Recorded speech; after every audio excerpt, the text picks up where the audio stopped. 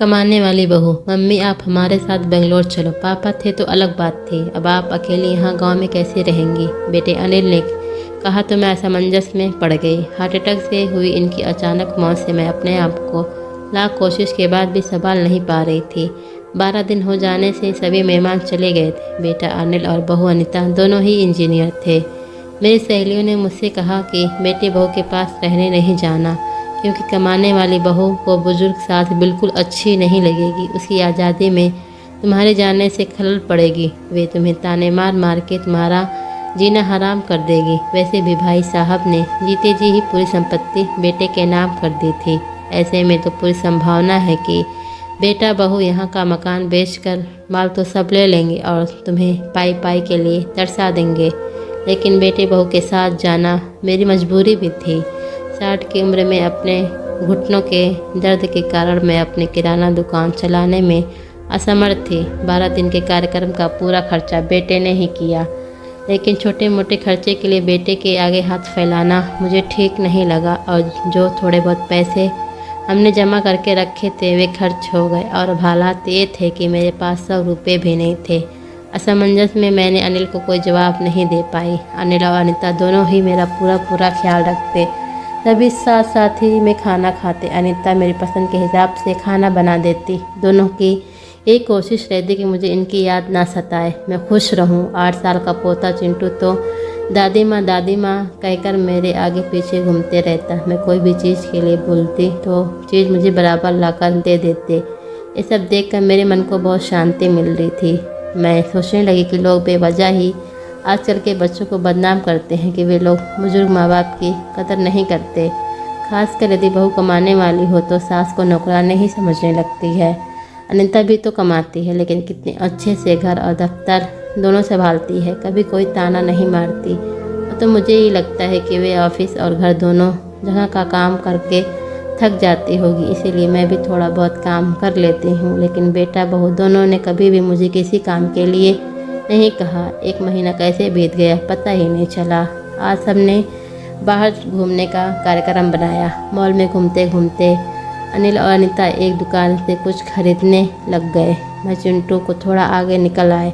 Ice cream की दुकान पर चिंटू ने कहा, दादी माँ मुझे आइसक्रीम पर तो मानो बिजली गिर गई, क्योंकि मेरे पास तो पैसे थे ही नहीं। इतने दिनों में पैसे की कोई ज़रूरत महसूस भी नहीं हुई थी। अब क्या करूँ। मेरा उतरा हुआ चेहरा देखकर चिंटू ने फिर कहा, दादी माँ प्लीज़ दे दीजिए ना।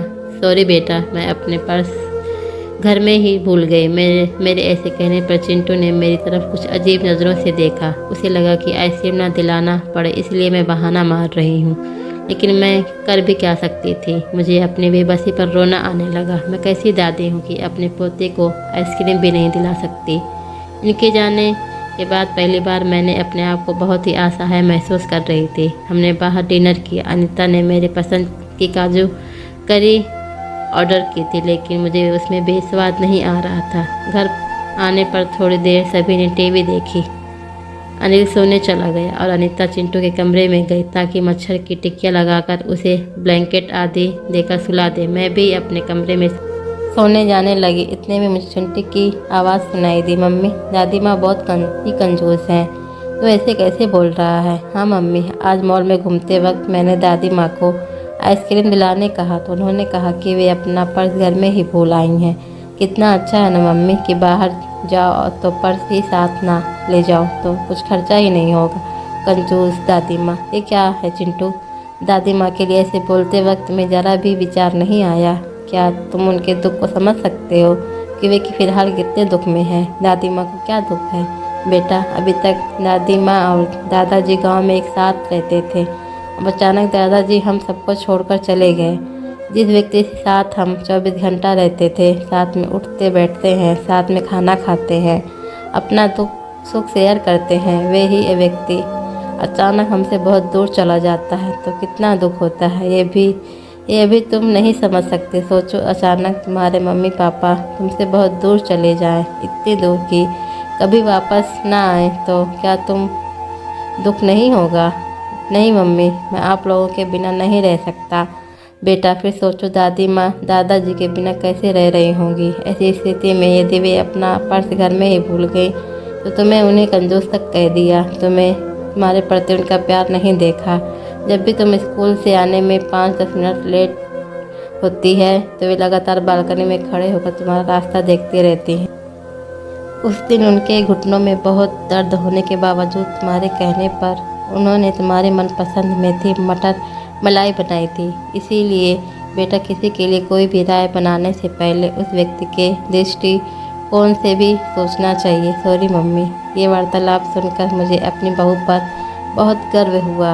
उसकी जगह यदि मैं होती तो शायद मैं अपने बेटे को इतने अच्छे से नहीं समझा पाती। सुबह अनिल ऑफिस चला गया और चिंटू स्कूल। अनीता ऑफिस जाते जाते मेरे हाथ में कुछ पैसे देने लगी। ये क्यों बहू, मुझे पैसे का क्या काम है?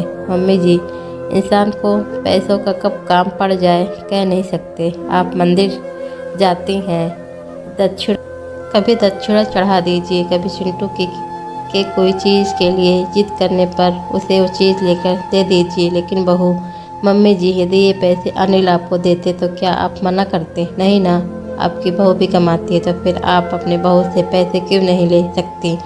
अनिता की बातें सुनकर खुशी के मारे मेरी आंखों में पानी आ गए। जो बात मेरा बेटा भी समझ ना सका वो बात मेरी बहू ने समझ ली थी। मैं ईश्वर से प्रार्थना करने लगी कि मेरी जैसी बहू सबको दे। लोग बेवजह ही कुछ कमाने वाली बहुओं के दुर्व्यवहार को देखकर सभी कमाने वाली बहुओं पर लाछन लगाते हैं कि वे तो उनका मिजाज और घमंडी होती हैं। सास ससुर उनको बिल्कुल अच्छे नहीं लगते आदि।